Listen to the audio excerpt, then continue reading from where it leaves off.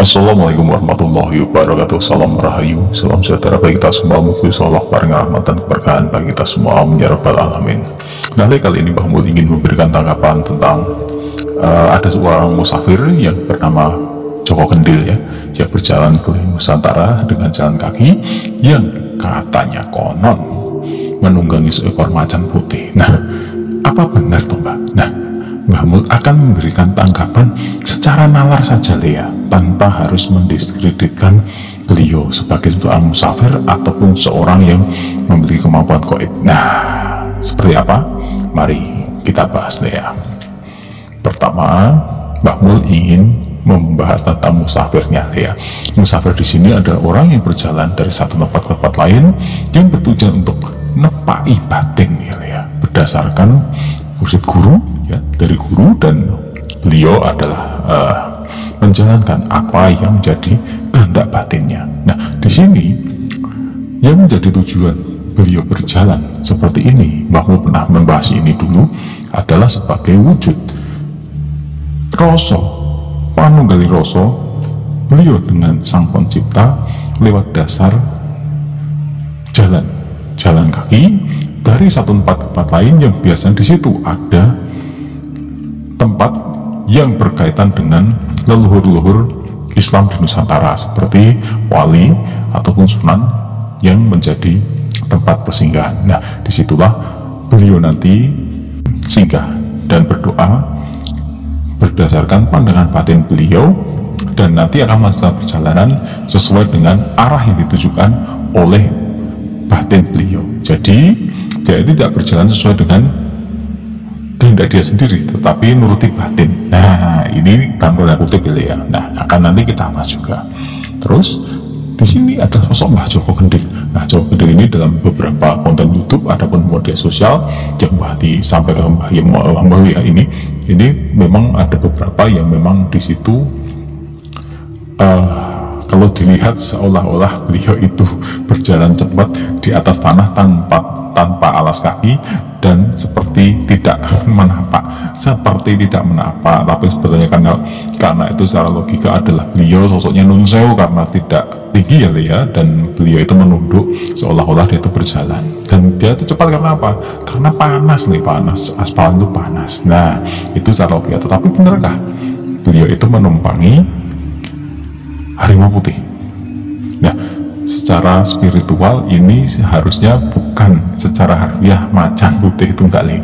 Itu adalah sosok yang memang secara visual adalah wujud gaib dari pendamping beliau. Nah, tetapi bukan macan putih ya, itu hanya visual saja, dan itu Mbah Mul tidak akan membahas lebih dalam, tetapi lebih ingin menggarisbawahi tentang keilmuan beliau dan arah musafirnya. Nah, ini banyak sekali Mbah Mul dulu bahkan punya banyak teman ya yang sudah melakukan seperti itu.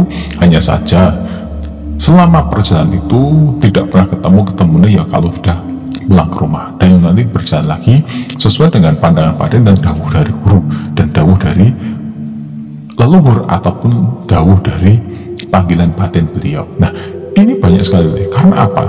Kalau kita nuruti seperti itu, ya benar, ilmu itu memang dicari, batin itu dituruti. Tetapi yang namanya ilmu itu tidak melulu dari yang namanya jalan. Laku itu banyak sekali, tetapi totalitas dari laku itu adalah memang dengan jalan musafir itu. Musafir itu hanya istilah kalau orang Jawa itu namanya dulu lah topong hidang. Topong hidang itu berjalan dari satu tempat ke tempat lain dengan gunung ataupun tujuan yaitu adalah makam-makam leluhur Pulau Jawa, teman leluhur yang mesti satu garis dengan para waliullah ya, dan nantinya satu tempat dan tempat lain nanti saling terkoneksi.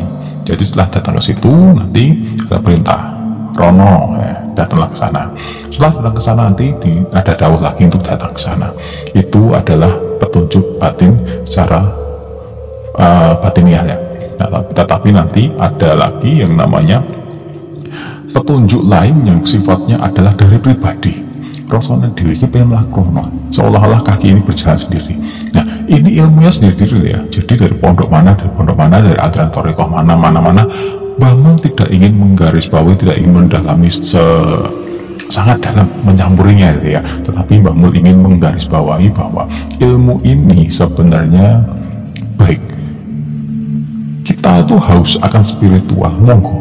Tetapi ya yang pasti ilmu itu seperti buih di lautan, seperti banyaknya air yang mengambang di dalam samudra.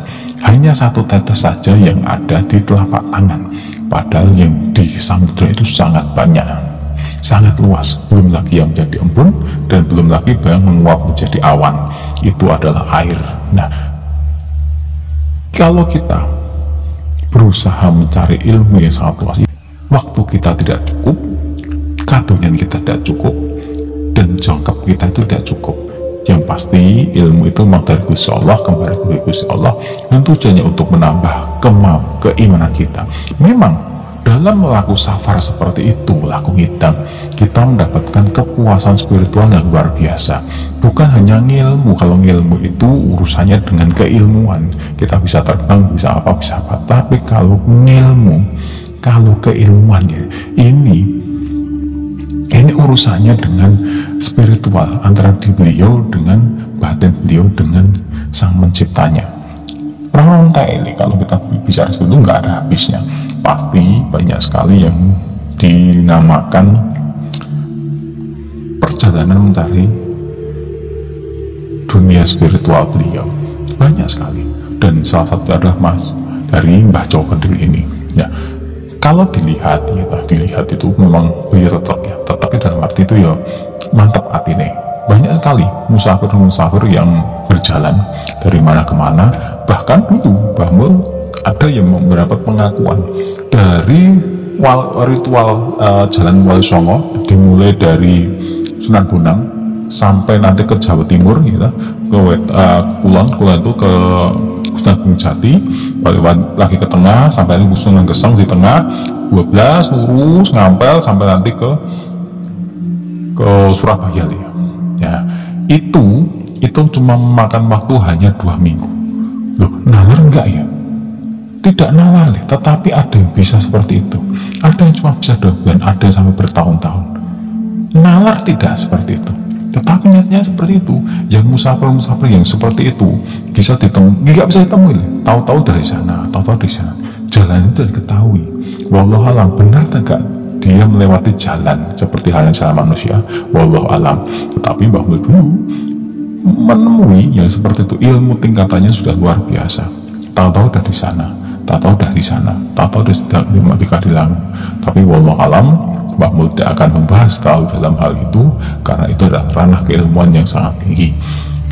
Haus akan keilmuan itu luar biasa, tetapi Mbah Mul tidak akan mencampuri, karena laku seseorang berdasarkan keilmuan itu adalah antara dia sendiri, beliau ini sendiri dengan sang penciptanya. Urusan dunia itu sudah kerile, suarga nunut, dunyane ketut. Nah, suarga itu ikut, dunyane pasti keturutan. Nah, intinya seperti itu. Wallahu alam, tetapi yang pasti kita akan mengetahuinya nanti ketika kita akan belajar suatu keilmuan dan kita totalitas di situ. Sekian, semoga bermanfaat. Wassalamualaikum warahmatullahi wabarakatuh.